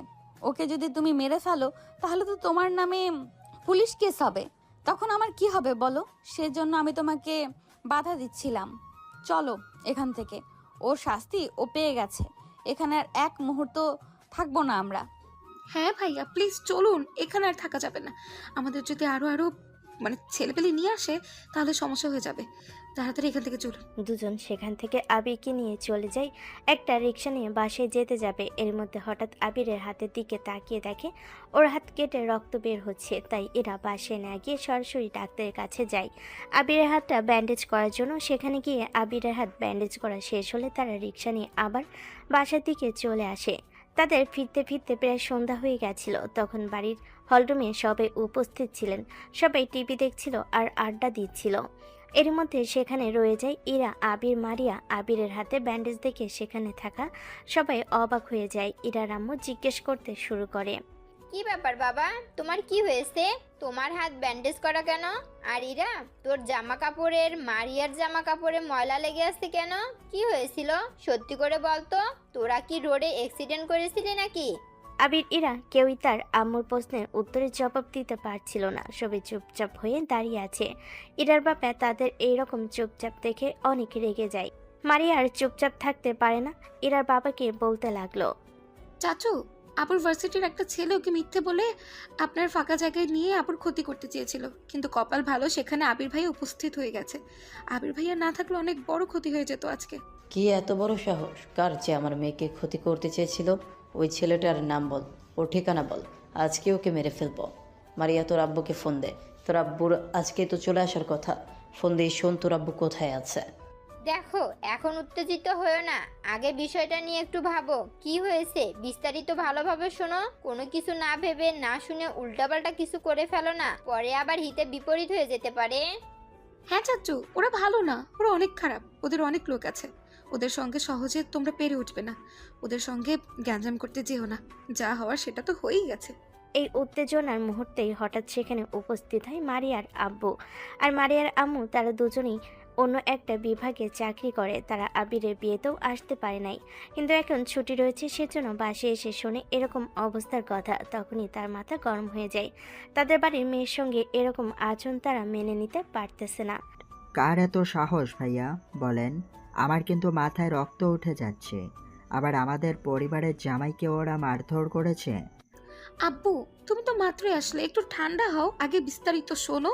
আর আবির ভাইয়াকে তো ওরা মারেনি, আবির ভাইয়া ওদেরকে অনেক মেরেছে। এই কারণে আবির ভাই তার হাতে আঘাত লেগেছে। আবির ভাইয়া ওদের এত মেরেছে 5-6 জন তো পালিয়েছে। আর যে মূল শয়তান, সে আর উঠে দাঁড়াতেই পারেনি, ওখানেই শুয়ে পড়েছিল। আবির ভাইয়া তোমাকে মেরে ফেলতো, কিন্তু উফ, ইরা আপনি জোর করে আবির ভাইয়াকে সেখান থেকে নিয়ে এসেছে। কি বলো? ওরা কারা? ওদের এত বড় সাহস একটা মেয়েকে এইভাবে ডেকে নিয়ে তার ক্ষতি করতে চায়? ওদের তো সহজে ছাড়া যাবে না। দেখো, তোমরা সবাই মাথা ঠান্ডা করো। যেটা হবার সেটা তো হয়ে গেছে। আর তুমি তো মারিয়ার মুখ থেকে শুনলে আবির তো ওই ছেলেদেরকে অনেক মারধর করেছে। একটা ছেলের অবস্থা নাকি আশঙ্কাজনক। এখন এর মধ্যে যদি আবার তোমরা নতুন করে ঝামেলা করতে যাও তাহলে কিন্তু এখানে পুলিশ ছড়িয়ে যেতে পারে। তাই যা হবার হয়ে গেছে, ওরা মামলা করেও সাহস পাবে না। এখন এগুলো বাদ দাও। হ্যাঁ চাচ্চু, আব্বু, তোমরা দুজন একটু ঠান্ডা হও। আবির ভাইয়া তো ওদেরকে অনেক মেরেছে, আর নতুন করে ওদেরকে মারতে হবে না তোমাদের। ওরা যে মার খেয়েছে 7 দিনে এমনিতেও বিছানা থেকে উঠতে পারবে না। আমিও সেটাই বলতেছি, যেটা হবার সেটা তো হয়ে গেছে। এটা নিয়ে আর বেশি বাড়াবাড়ি না করলে ভালো হবে। ওই ছেলেটাকে এমনিতেই আবির অনেক মেরেছে, তাই নতুন করে ঝামেলা না বাড়ানোই ভালো। এর থেকে তোমরা এখানে ভুলে যাও সব কিছু। সবাই তখন শান্ত হয়ে গেল। সবাই বুঝতে পারলো আসলে এই কথাটা সত্যি। আবি যেহেতু ওদেরকে অনেক মারধর করেছে, তাই আর তারা এই বিষয়টা নিয়ে বেশি কথা বলল না। ইরা আবিকে নিয়ে রুমে চলে গেল। রুমে গিয়ে আবিকে ভালোভাবে শুয়ে দিয়ে তার হাত পা টিপে দিল। তারপর তাকে খাওয়া দাওয়া করিয়ে বিছানায় ঘুম পাড়িয়ে দিয়ে সেও একটু পর ঘুমিয়ে গেল। সকালে ঘুম থেকে উঠতেই আবিকে দেখে ইরা অবাক। আবির ঘরের মধ্যে জগিং করতেছে। ইরা জিজ্ঞেস করলো, কি ব্যাপার, কালকে তুমি যে মারামারি করেছো, আজকে সকালে উঠে তুমি এইভাবে জগিং করতেছো কিভাবে? তোমার কি হাত পা ব্যথা করতেছে না নাকি? আরে আমার হাত ব্যথা করবে কেন? আমি তো আর তেমন একটা মার খাইনি। আমি শুধু ওদেরকে মেরেছি। আমার শুধু এই ডান হাতে একটু ব্যথা আঙুলে, তাছাড়া আর তেমন কোনো ব্যথা নেই। আর আমি তো ওদের লাস্টে স্টিক দিয়ে পিটিয়েছি, সেজন্য আমার তেমন একটা আঘাত লাগেনি। তোমার এত চিন্তা করতে হবে না। আবার কালকের মতো আমার জন্য চা করে নিয়ে এসেছো দেখতেছি। আবার আগের মতো লবণ বেশি হয়নি তো? জি না, ভুল কি প্রতিদিন হয় নাকি? মানুষের একটা দিন ভুল বাই মিস্টেক হয়ে গেছে, তাই বলে কি প্রতিদিন হবে নাকি? চাটা খেয়ে নাও, খেয়ে আব্বু তোমাকে সঙ্গে নিয়ে যাবে, আব্বুর সঙ্গে চলে যাও। কালকে একটা দিন আমার ছুটি ছিল, ভাবলাম তোমাদের নিয়ে অনেক আড্ডা দিব, কিন্তু সেটা আর হলো না। আজকে আবার শুরু হয়ে গেল সেই কাজ আর কাজ। এটা তুমি কেমন কথা বললে? আব্বু জানে তুমি অসুস্থ, সেজন্য তোমাকে নিয়ে শোরুমে যাবে। সেখানে কিছু দরকারি কাজ আছে যেটা তুমি ছাড়া অন্য কেউ পারে না। বোঝাও না, তাই তুমি তাদেরকে একটু বুঝিয়ে দেবে, আবার চলে আসবে। এটা তো আর কাজ হলো না নাকি? তুমি এটাও পারবে না? যদি না পারো তাহলে আমি আব্বুকে নিষেধ করে দিচ্ছি। আরে না না, কোনো প্রবলেম নাই, এই কাজ করতে পারবো না। কেন? আচ্ছা থাকো, তাহলে আমি রেডি হয়ে বের হলাম। আবির রেডি হয়ে ইরার আব্বুর সঙ্গে শোরুমের দিকে চলে গেল। সেখানে গিয়ে সব কাজ বুঝিয়ে দিয়ে তার শ্বশুর মানে ইরার আব্বু তার জন্য কিছু ফল কিনেছে, সেটা তাকে দিয়ে দেয় এবং ইরার জন্য চকলেট কিনেছে, সেগুলো ইরার বাবা তার কাছে দিয়ে অনেকগুলো টাকা দিয়েছে বাসায় রাখার জন্য। সে টাকার ব্যাগ তার কাছে, সেগুলো নিয়ে আবির বাসার দিকে আসতেছিল। এর মধ্যে রাস্তায় তাকে কিছু পোলাপান ঘিরে ধরে। আবির জিজ্ঞেস করে, কি ব্যাপার, কারা তোমরা? এইভাবে রিক্সার সামনে এসে দাঁড়ালে কেন? কি সমস্যা তোমাদের? কি ব্যাপার, আমাকে চিনতে পারিস নাই নাকি? তুই কালকে তো অনেক মেরেছিস আমাদেরকে, আজকে তোর অবস্থা খারাপ করে ফেলবো। দেখো, যেটা হওয়ার সেটা হয়ে গেছে। তুমি আমার ওয়াইফের সঙ্গে খারাপ ব্যবহার করেছো, সেজন্য আমি তোমাদেরকে মেরেছিলাম। তখন আমার মাথা ঠিক ছিল না, কিন্তু এখন তোমরা আমার সঙ্গে আর কোনো গ্যাঞ্জাম কইরো না। তোকে তো এত সহজে আমি ছাড়ছি না, তোকে আমি মেরে প্রতিশোধ নিয়ে ছাড়বো। তুই কার গায়ে হাত তুলেছিস সেটা তোর জানা উচিত ছিল। এই, ওকে ধর তো।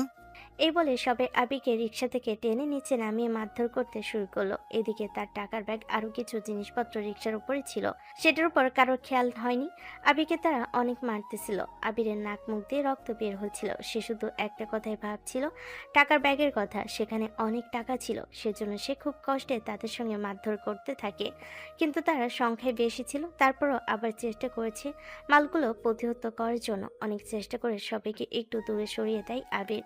হাতে একটা লাঠি পাই, সেটাকে দিয়ে সবাইকে আঘাত করতে শুরু করে। তারপরে সে সময় ব্যাগ নিয়ে দৌড় দেয়। পিছে পিছে সবাই ছুটতেছিল।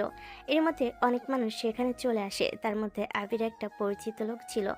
তার হাতে সে ব্যাগটি তুলে দেয়। দেওয়ার সঙ্গে সঙ্গে আবির মাটিতে লুটিয়ে পড়ে। সবাই আবিরকে ধরাধরি করে হসপিটালে নিয়ে যায়। তার সঙ্গে ছিল তার সেই পরিচিত আশিক ভাই। সেও টাকার ব্যাগ সঙ্গে নিয়ে আবিরের সঙ্গে যাচ্ছিল হসপিটালে। যাওয়ার পরে ইরার পরিবারকে সবকিছু জানায়। সঙ্গে সঙ্গে ইরার পরিবার হসপিটালে এসে উপস্থিত হয়। ডাক্তার সাহেব, আবির এখন কেমন আছে? ওর সঙ্গে আমি দেখা করব। দেখুন, এখন রোগীর সঙ্গে দেখা করা যাবে না। রোগী এখন অজ্ঞান হয়ে আছে। ওনাকে আমরা ইনজেকশন দিয়েছি, সেলাইন দিয়ে দিয়ে রেখেছি। জ্ঞান ফিরলেই আপনাদেরকে আমরা ইনফর্ম করব। ডাক্তার সাহেব, আবিরকে কারা হসপিটালে নিয়ে এসেছে আমাকে একটু বলবেন? দেখুন, ওই যে একটা লোক ব্যাগ নিয়ে দাঁড়িয়ে আছে, উনি আবিরের সঙ্গে ছিলেন। আরও অনেকে ছিলেন, তারা সবাই চলে গেছে। উনিই শুধু এখানে রয়ে গেছেন। ইরার আব্বু ইরা দৌড় দিয়ে ওই লোকটার পাশে যায়। ইরার আব্বু ওকে দেখে সঙ্গে সঙ্গে চিনে ফেলে। আবিরের ব্যাপারে জিজ্ঞেস করতে শুরু করে কি হয়েছিল ওর। আশিক, তুমি কি সব কিছু দেখেছো? কারা ছিল ওকে, কারা এভাবে মারধর করেছে আমাকে বলো একটাবার। কাকা, আমরা যদি সঠিক সময়ে ওখানে না আসতাম তাহলে হয়তো ওরা আবিরকে মেরে ফেলতো। আর ওদেরকে আমি চিনি, তো ওরা আমাদের পাশের এলাকারই পোলাপান, কিন্তু একজনের বাবার নাম আমি জানি। ওই ছেলেটার নাম হচ্ছে নাহিদ, ওর বাবার নাম শফিক। ওরাই আবিরকে মারধর করেছে।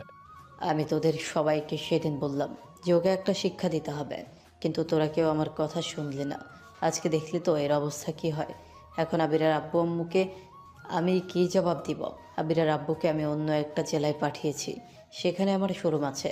সে তো এখনও কিছু জানে না যে কি হয়েছে তার ছেলের সঙ্গে। তাকে আমি কিভাবে বলবো? সে যদি ওখান থেকে শুনতে পারে তার ছেলেরই অবস্থা, তাহলে কী ভাববে? আর কোনো কিছু ভেবে লাভ নেই ভাইজান। এখন আমি থানায় ফোন করতেছি। আর কোনো কথা হবে না, ওদের নামে মামলা করে দিতে হবে। ওরা অনেক বেড়ে উঠেছে, ওদেরকে একটা শিক্ষা দিতেই হবে। হ্যাঁ, তুমি একদম ঠিক কথা বলেছ।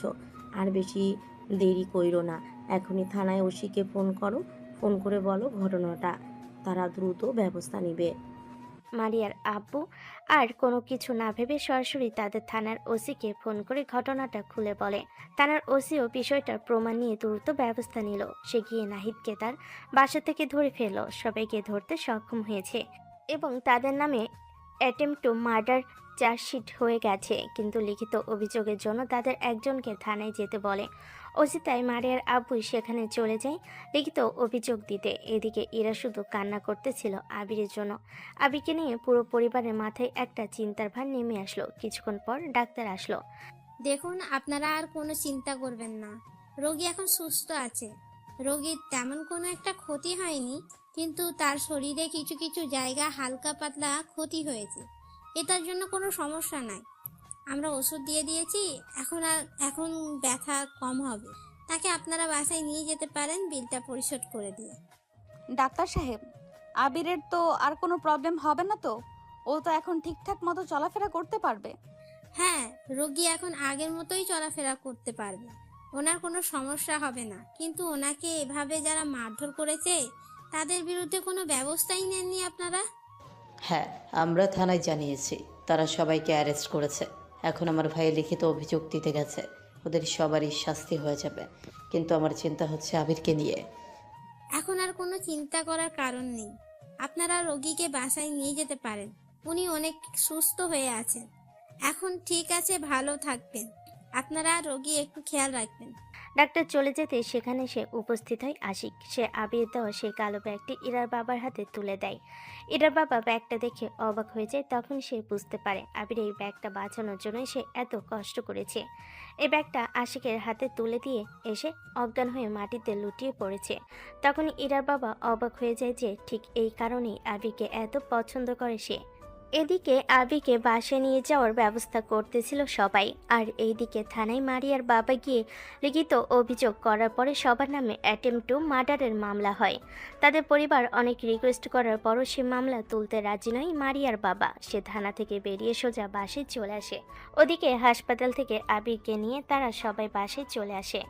এসে আবিরকে বিছানায় শুয়ে দেয় আর সারাক্ষণ এরা আবিরের পাশেই বসে থাকতো যাতে তার কষ্ট না হয়। এভাবে 5-7 দিন চলে যাওয়ার পরে আবির পুরোপুরি সুস্থ হয়ে যায়, আর এইদিকে ওই বখাটের ছেলেগুলো সাজা হয়ে যায়। আচ্ছা আবির, তুমি এত বড় রিস্ক কেমনে নিলে বলো তো? টাকার ব্যাগটা তখনই যদি রেখে পালিয়ে আসতে, তাহলে কিন্তু তোমার এত মার খেতে হতো না। কি বলতেছেন? আমি এটা কখনোই করতে পারতাম না। ওই টাকাটা আমার জন্য আমানত ছিল, আর আমি আমানতের খেয়ানত করতে পারবো না। আমাকে সবাই ভুল বুঝতো, তাই আমি জান প্রাণ দিয়ে চেষ্টা করেছি টাকাগুলো রক্ষা করার জন্য। তাই বলে তুমি এত কষ্ট করবে? যদি টাকাটা রেখে পালিয়ে যেতে তাহলে তুমি বেঁচে যেতে হয়তো, কিন্তু তুমি আরও একবার প্রমাণ করে দিলে যে তোমাকে আমি কেন এত বিশ্বাস করি, এত ভালোবাসি। আর ঠিক সেই কারণেই তোমার মতো একটা ছেলেকে আমার মেয়ের হাজব্যান্ড হিসেবে বেছে নিয়েছি। কারণ আমি জানি তোমার মতো ছেলে যে ঘরের জামাই হবে সেই ঘরে কখনোই বিপদ আসতে পারে না। তুমি এখন সেটার প্রমাণ দিয়ে যাচ্ছ। এটা আপনি কি বলতেছেন? এটা আমার দায়িত্ব ছিল, আর আমি আমার দায়িত্ব সবসময় পালন করার চেষ্টা করি। আমি কখনোই দায়িত্বকে অবহেলা করি না। তুমি হচ্ছে হীরার টুকরো এক ছেলে, তোমার মতো ছেলে সব ঘরে জন্ম নেয়, এটাই দোয়া করি। তুমি নিজে মার খেয়েছো, তাও টাকার ব্যাগটা তুমি ছেড়ে চলে আসোনি। সবাই যেন আবিরের প্রশংসায় পঞ্চমুখ হয়ে যাচ্ছিল। আবির সবাইকে নিষেধ করার পরও তাকে নিয়ে সবাই আলোচনা করতেছে। এরকম সবাই আলোচনা করতে করতে সবাই আবিকে ঘরে গিয়ে রেস্ট করতে বলে। আবিরকে ইরা সঙ্গে নিয়ে রুমে চলে যায়। তুমি আসলে আমার লাইফ পার্টনার হিসেবে পারফেক্ট। তোমার মতো একটা মানুষ আমার জীবনসঙ্গী হিসেবে পেয়ে আমি আসলেই ধন্য। কিন্তু প্রথমে তোমাকে আমি অনেক অবহেলা করেছি, সেটার জন্য আমি অনুতপ্ত। ধরু, তুমি কিন্তু এখন আমাকে লজ্জা দিচ্ছ। এটা আমার দায়িত্ব। তোমাদের সবাইকে দেখে শুনে রাখার দায়িত্বটা তো আমারই। আমার তো আর হাজারটা বউ না, আমার একটা মাত্রই বউ। তাকে যদি আমি সেফটি দিতে না পারি তাহলে কিসের ছেলে মানুষ হলাম আমি? তোমার মতো মানুষ এই যুগে খুঁজে পাওয়াটা অনেক কঠিন। তুমি আসলেই হীরার টুকরা একটা ছেলে। কি যে বলো না, এখন কিন্তু একটু বেশি বেশি হয়ে যাচ্ছে। ও, তোমাকে তো সব থেকে খুশি সংবাদ দেওয়াই হয়নি। তুমি কি জানো তুমি বাবা হতে চলেছো? তুমি কি সত্যি বলতেছো? আসলে আমি বাবা হব? কতদিন হলো আমাকে তো জানাওনি। কিভাবে জানাবো বলো? আজকেই তো পরীক্ষা করলাম, পরীক্ষা করে পজিটিভ আসছে। তুমি খুশি না? কি বলতেছো? এই কথা শোনার পরে কোনো ছেলে খুশি না হয়ে পারে? বাবা হব খুশি একদিকে আর অন্য সব খুশি একদিকে রাখলে সমান ওজনই হবে। আমার এখনো বিশ্বাস হচ্ছে না। বেশি না, আর 8 মাস দেরি করো, তারপরে আমাদের ঘরে ফুটফুটে একটা বাচ্চা জন্ম নেবে। আমাদের নতুন অতিথি এখনো আব্বু আম্মুকে এটা বলিনি, কারণ আমি সবার আগে কথাটা তোমাকে জানাতে চেয়েছি। এখন তোমাকে বলেছি, এখন সবাইকে বলবো গিয়ে। বাচ্চা হওয়ার কথা শুনে আবির অনেক খুশি হয়েছে। সে যদি এখন সুস্থ থাকতো হয়তো খুশিতে নাচতে শুরু করতো। ইরাকে তার কাছে নিয়ে তাকে দুগালে চুমু খাচ্ছিল আর আদর করতেছিল। তার দুজন যে একে অপরকে কত ভালোবাসে সেটার প্রমাণ দিচ্ছিল। আবির যেন পুরো পরিবারের সবার কাছে পারফেক্ট, সত্যবাদী, সৎ একটা ছেলে নামে পরিচিতি পেয়ে গেছে। পুরো পরিবারের সবাই আবিরকে অনেক ভালোবাসে। পুরো পরিবার যখন জেনে যায় তাদের ঘরে নতুন অতিথি আসতে চলেছে, সবাই অনেক খুশি হয়। মার্কেট থেকে মিষ্টি এনে সবাইকে মিষ্টি দিতে শুরু করে। এদিকে ইরার আব্বু আম্মুর খুশি দেখে কে, তারা নানু হতে চলেছে। এর মতো আনন্দদায়ক আর কিছুই হতে পারে না। এদিকে আবির ইরাকে তার বুকের সঙ্গে জড়িয়ে ধরে শুয়ে আছে। দুজন দুজনকে কথা দিয়েছে তার কেউ কাউকে কখনো ছেড়ে যাবে না। ভালোবাসার মূল্য সবাই দিতে জানে না। ভালোবাসার মূল্য যে দিতে জানে তাকে কেউ কখনো ছেড়ে চলে যায় না। পৃথিবীর সব ভালোবাসা এবং সব পরিবার যদি এরকম হতো ফ্রি মাইন্ডেড, তাহলে কখনোই হাজব্যান্ড ওয়াইফের মধ্যে খারাপ সম্পর্ক হবে না। এভাবেই হাসি খুশিভাবে গল্পটার শেষ প্রান্তে চলে আসলাম আমরা। সবাই ভালো থাকবেন।